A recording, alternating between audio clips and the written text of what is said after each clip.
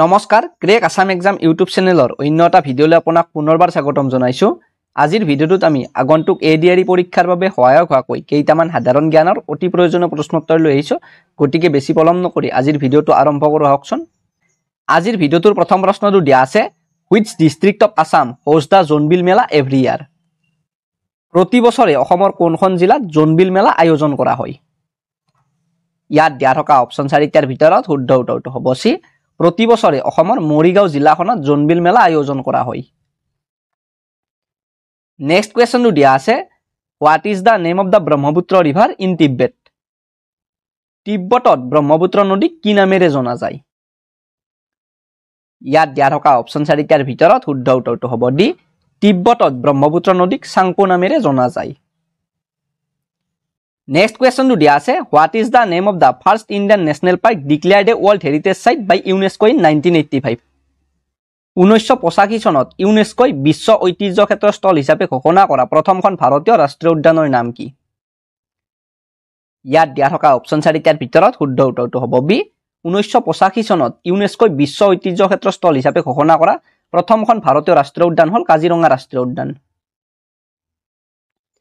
Next কুৱেশ্যনটো দিয়া আছে, Bhogeswar Barua won the gold medal in 1966 Bangkok Asian Games for which sport?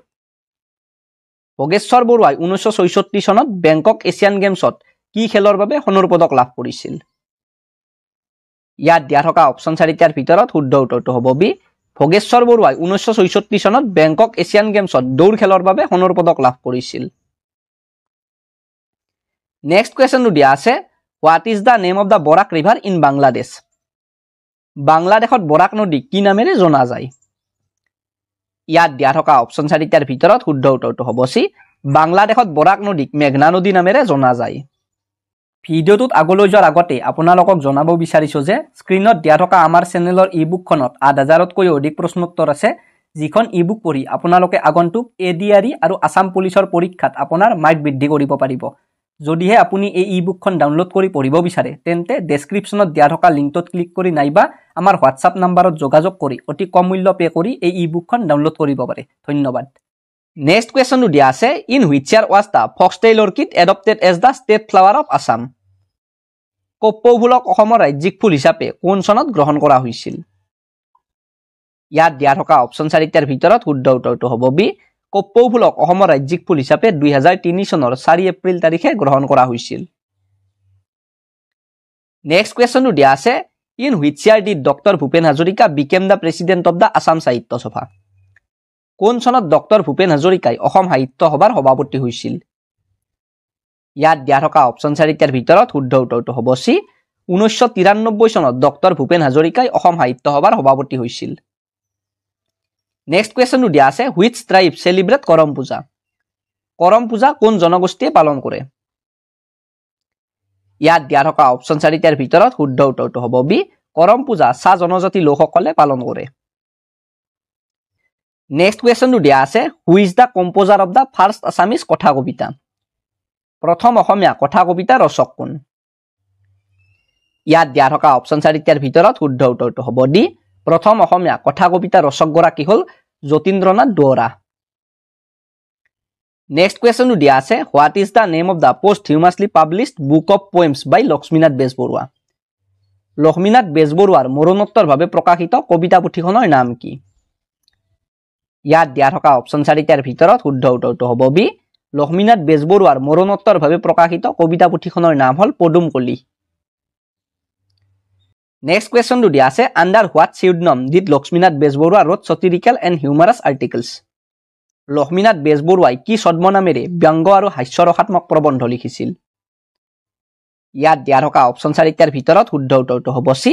ৰসৰাজ লক্ষ্মীনাথ বেজবৰুৱাই কৃপাবৰ বৰবৰুৱা নামৰ ছদ্মনামটোৰে ব্যংগ আৰু হাস্যৰসাত্মক প্ৰবন্ধবোৰ লিখিছিল। নেক্সট কুৱেশ্যনটো দিয়া আছে, what is the name of the book of short stories published posthumously by Lakshminath Bezbaroa? লক্ষ্মীনাথ বেজবৰুৱাৰ মৰণোত্তৰভাৱে প্ৰকাশিত চুটিগল্প পুথিখনৰ নাম কি? ইয়াত দিয়া থকা অপচন 4টাৰ ভিতৰত শুদ্ধ উত্তৰটো হ'ব ডি। ৰসৰাজ লক্ষ্মীনাথ বেজবৰুৱাৰ মৰণোত্তৰভাৱে প্ৰকাশিত চুটিগল্প পুথিখনৰ নাম হ'ল কুহকলি। নেক্সট কুৱেশ্যনটো দিয়া আছে, what is the name of the first play written by Lakshminath Bezbaroa?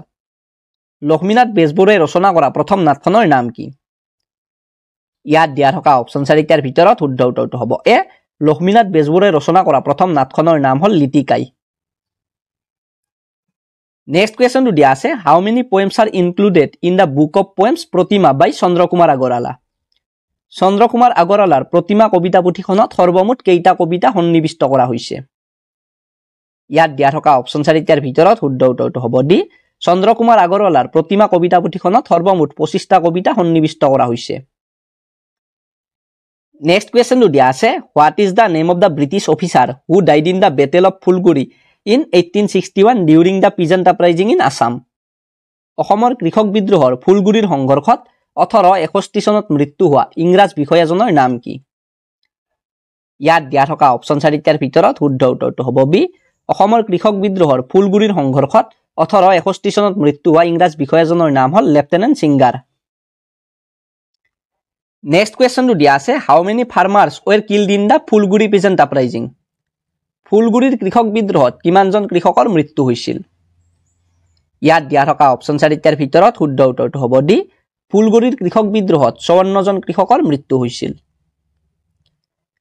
Next কোৱেশ্চনটো দিয়া আছে in which year did Mir Jumla invade Assam কিমান চনত মিৰ জুমলাই অসম আক্ৰমণ কৰিছিল ইয়াত দিয়া থকা অপচন 4টাৰ ভিতৰত শুদ্ধ উত্তৰটো হ'ব বি 1662 চনত মিৰ জুমলাই অসম আক্ৰমণ কৰিছিল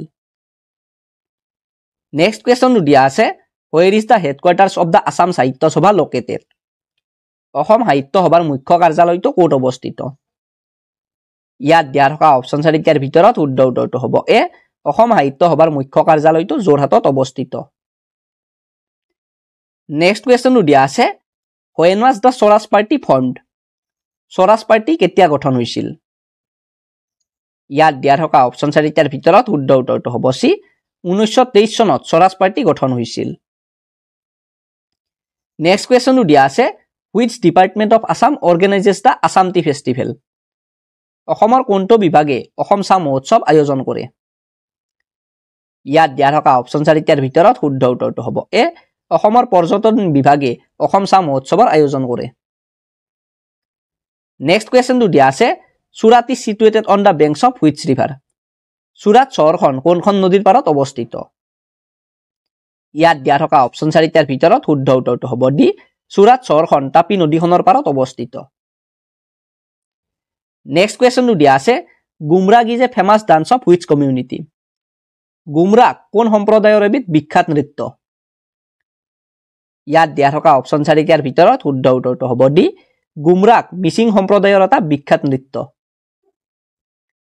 নেক্সট কোৱেশ্চনটো দিয়া আছে who was the first Assamese women to go to jail during the Quit India Movement ভাৰত্যাগ আন্দোলনৰ সময়ত জেললৈ যোৱা প্ৰথমগৰাকী অসমীয়া মহিলা কোন আছিল ইয়াত দিয়া থকা অপচন 4টাৰ ভিতৰত শুদ্ধ উত্তৰটো হ'ব এ ভাৰত্যাগ আন্দোলনৰ সময়ত জেললৈ যোৱা প্ৰথমগৰাকী অসমীয়া মহিলা আছিল গুণেশ্বৰী দেৱী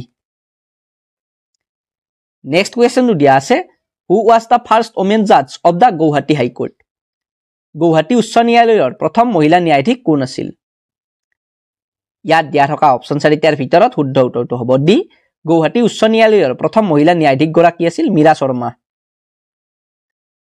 নেক্সট কোৱেশ্চনটো দিয়া আছে which monument was erected to the commemorate the visit of King George V and Queen Mary to Bombay ৰজা পঞ্চম জৰ্জ আৰু ৰাণী মেৰীৰ বম্বে ভ্ৰমণৰ স্মৃতিত কোনটো স্মৃতিসৌধ নিৰ্মাণ কৰা হৈছিল ইয়াত দিয়া থকা অপচন 4টাৰ ভিতৰত শুদ্ধ উত্তৰটো হ'ব বি ৰজা পঞ্চম জৰ্জ আৰু ৰাণী মেৰীৰ বম্বে ভ্ৰমণৰ স্মৃতিত গেটৱে অফ ইণ্ডিয়া নিৰ্মাণ কৰা হৈছিল আজিৰ ভিডিঅ'টোত এইখিনি প্ৰশ্ন আছিল যদি ভিডিঅ'টো চাই ভাল পালে তেনেহ'লে ভিডিঅ'টো এটা লাইক কমেণ্ট আৰু ভিডিঅ'টো শ্বেয়াৰ কৰি দিব ধন্যবাদ